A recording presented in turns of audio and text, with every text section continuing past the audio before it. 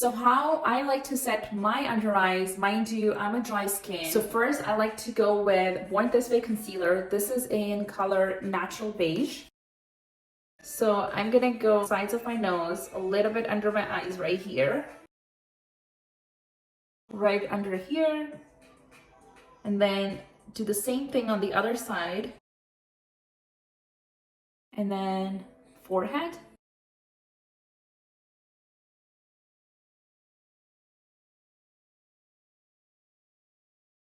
This is to lift your smile. And then right on top of that, I like to go with the e.l.f. concealer, brighten up my under eyes with this.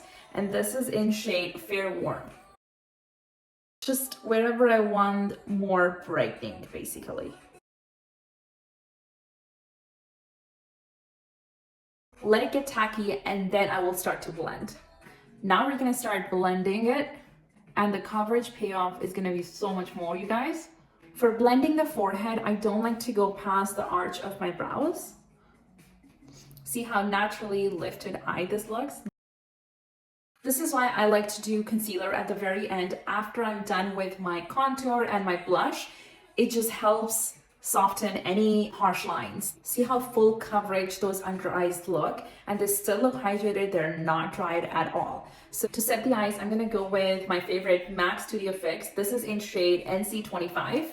And I'm gonna use just a powder puff right here, tap off axis. It's very important for you to set your under eyes before you go ahead with the baking. Now I'm gonna go ahead with my one size translucent setting powder, and I'm gonna go higher with this powder on the side of my nose to lift. And to clean up your contour, I like to go right underneath it.